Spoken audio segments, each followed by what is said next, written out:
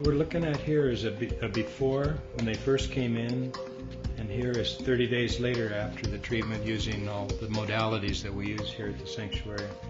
And it's very evident that there's a lot of activity in this line right here. This is diffuse energy that's like chaotic energy, and also this line right here. Both of these indicate a lot of neural activity that's diffuse and chaotic, and it creates a feelings of anxiety, frustration, depression often. And this example right here, this red is indicating a very high energy in this location of the brain, which is the emotional aspect. So this client came to us very emotionally disturbed with a lot of energy. She couldn't relax, she couldn't settle down at all, and this was causing her to use substances that she was basically out of control with. 30 days later, this red area, the energy of this is completely gone. Here it is again with no reds at all, which means this green is now in the normal range all the way through. And here where the area there was so much diffuse chaotic energy has settled down almost completely in 30 days. And we don't target the brain per se while we work here. We target the whole person, the whole individual. And as a result of meditation, yoga, good diet, therapy, exercise, her brain settled down into the normal range within 30 days. So this is a graphic example of how brain waves change by just the activity of our program itself in a holistic way to integrate the whole person. This is another client that came to us about 5 months ago, and he was in a very anxious and also depressed state at the same time. She had a history of using drugs non-stop. She'd become socially dysfunctional and withdrawn, and her family brought her here. So what we see in her brain map is an extremely large amount of energy right here. This is diffuse chaos that was causing her to completely be unable to engage in social activities. She was withdrawn. At the same time, there was anxiety. We can see this down in this pattern here, a great deal of diffuse anxiety. After 30 days in the program, she still has some anxiety here, but much, much less. And in her own, this is actually compared to the norm sample, this is her own brain right here. Specifically, the energy of her brain has declined almost within normal limits, so she still has a ways to go. But as evidenced down here again, the chaos and diffuse energy across her brain is minimized. And we saw that in her social engagement with the group here and with her family when we had a family meeting. She's still in the community and she's highly functional. She's working at a job successfully. She's a different person. These lines are wherever there's an energy that's outside normal limits. When the blue ones are indicating that there's less energy available than normal, the red ones are indicating there's more energy than is necessary. And these are with the different brainwave frequencies. So these are very high energy, these are very low energy.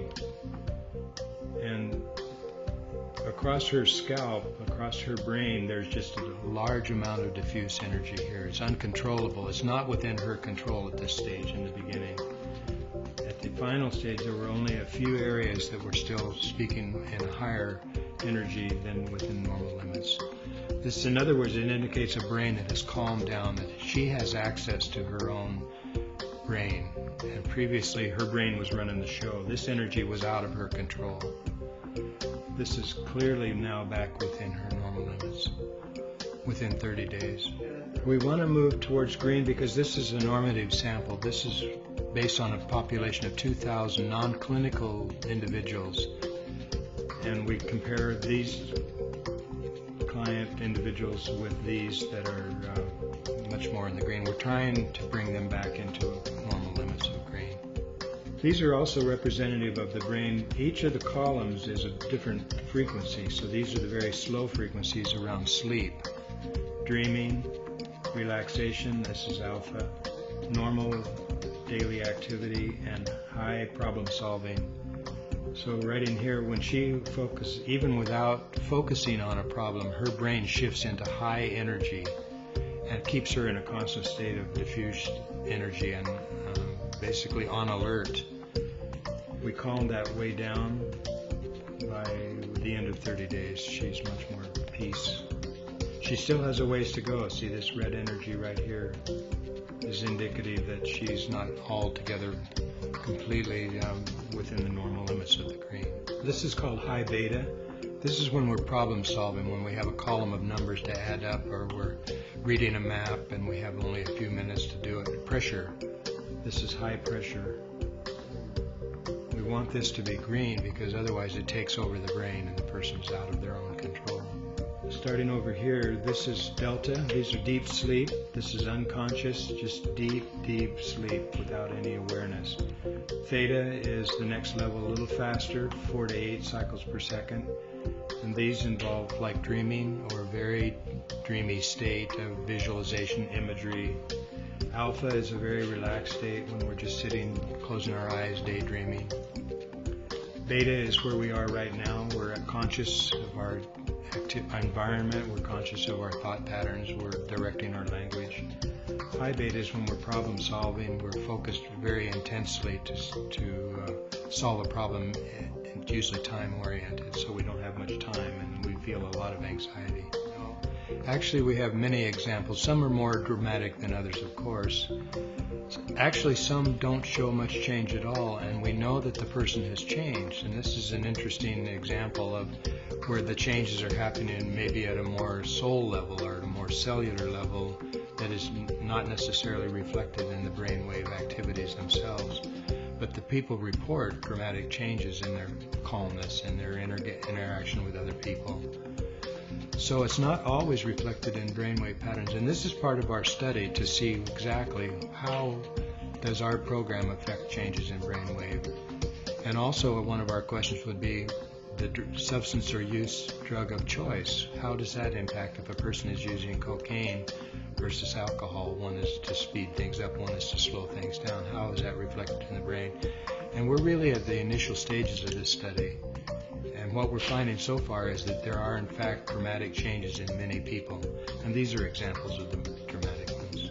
So we have a client who came to us in a very dysfunctional state after taking prescription and non-prescription drugs for many years. His family had finally taken him up as a dysfunctional person and in great need of help. So when he came to us, you'll see on his slide that it's all red. His energy across the board, across the scalp, is out of his control. It's diffuse, it's hyper activity. And it was partially because of prescription drugs that he was addicted to.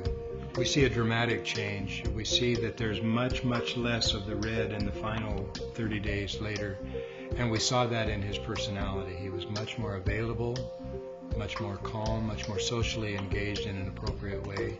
He was diminishing his prescription drugs down to almost nothing. And if we can delineate the drug of choice, for instance, versus people that really don't have a substance issue, behaviorally they often manifest the same in anxiety and depression and various aspects of their social inabilities wouldn't necessarily relate to necessarily being substance oriented. In fact, we find we have a larger number of people coming that are not just trying to overcome a substance issue, but a behavioral issue like PTSD, post-traumatic stress disorder, causes a similar dysfunction to a drug addiction. The people are addicted to a certain behavior pattern that they can't get out of, and they repeat that over and over and over in almost a closed loop.